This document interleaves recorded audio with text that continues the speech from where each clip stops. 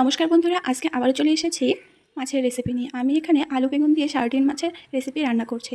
মাছগুলোকে তার জন্য ভালো করে কেটে ধুয়ে পরিষ্কার করে নিয়ে নিয়েছি। এখন আমি এখানে পরিমাণ মতন হলুদ গুঁড়ো দিয়ে দেব আর স্বাদ অনুযায়ী হালকা একটু নুন দিয়ে ভালো করে মেখে নেব মাছগুলোকে।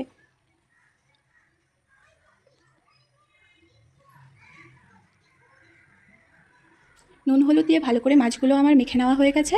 এখন গ্যাসে কড়াই বসিয়ে দিলাম। কড়াই গরম হয়ে এসেছে। এখন পরিমাণ মতন সরিষার তেল দিয়ে দিলাম। তেলটাকে দিয়ে ভালোভাবে কড়াইয়ের চারদিকে ছড়িয়ে নিচ্ছি, যাতে মাছ ভাজার সময় কড়াই লেগে না যায়। চারদিকে তেল ছড়িয়ে নেওয়া ভালো করে হয়ে গেছে আর তেলটাও ভালো করে গরম হয়ে এসেছে। এরপর এক এক করে মাছগুলো আমি কড়াইয়ে দিয়ে দিচ্ছি।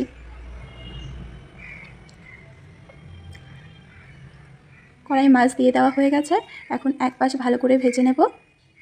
এক পাশ ভালো করে ভেজে নেওয়া হয়ে গেছে, উল্টে আরেক পাশও ভালো করে এখন ভেজে নিচ্ছি।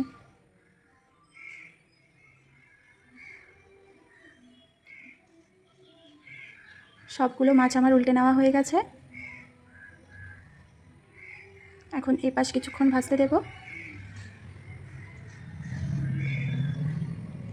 এখন নামিয়ে নিচ্ছি। ভেজে নেওয়া হয়ে গেছে দুপাশ ভালো করে লাল লাল করে। এক এক করে এখন নামিয়ে নিচ্ছি।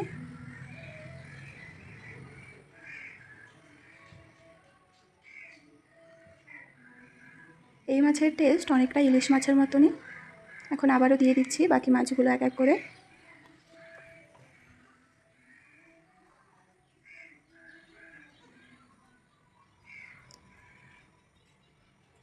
এক পাশ হয়ে এসেছে মোটামুটি, কিছুক্ষণ পরে উল্টে দেব।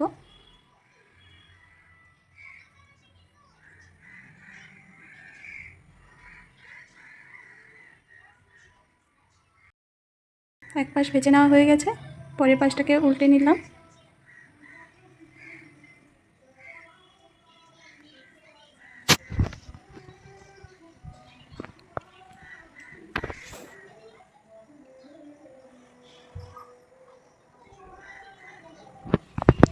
এখন নামিয়ে নেব।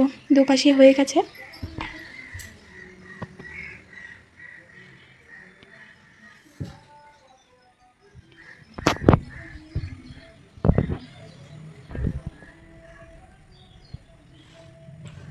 সবগুলো মাছ কড়াই থেকে নামিয়ে নেওয়া হয়ে গেছে। এভাবে সবগুলো মাছ ভেজে নিয়েছে। এখন আবারও কড়াইটাকে ভালো করে পরিষ্কার করে ধুয়ে আমি গ্যাসে বসিয়ে দিলাম।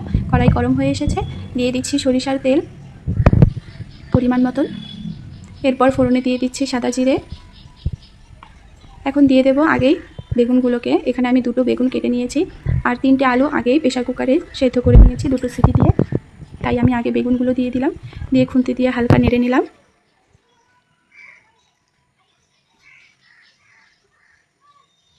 এখন আমি আগে থেকে সেদ্ধ করে রাখা আলুগুলো দিয়ে দিচ্ছি। দিয়ে বেগুনের সঙ্গে আলুগুলোকে ভালো করে মিক্স করে নেব। মিক্স করে নেওয়া হয়ে গেছে। এখন দিয়ে দিলাম 1 চামচ আদা বাটা। এরপর দিয়ে দিব পরিমাণ মতন হলুদ গুঁড়ো, স্বাদ অনুযায়ী নুন। এখন সব কিছু খুন্তি দিয়ে ভালো করে মিশিয়ে নেব।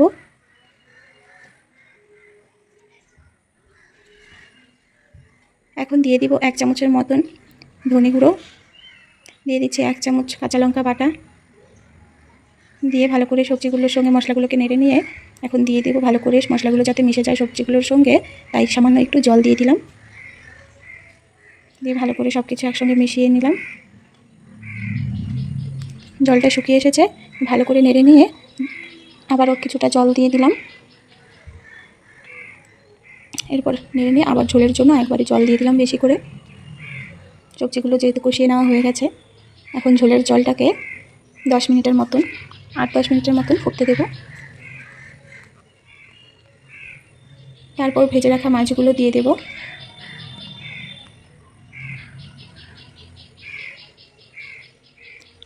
দশ মিনিটের মতন মোটামুটি ফুটে গেছে আর সবজিগুলো বেশ ঝোলের সঙ্গে ফুটে এসেছে।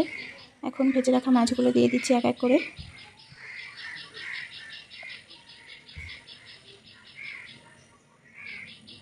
সবগুলো মাছ দিয়ে দেওয়া হয়ে গেছে।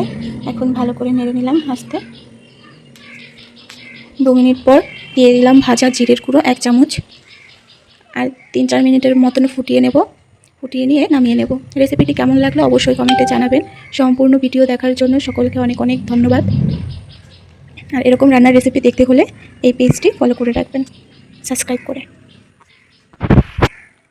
মাছের ঝোল পুরোপুরি রেডি।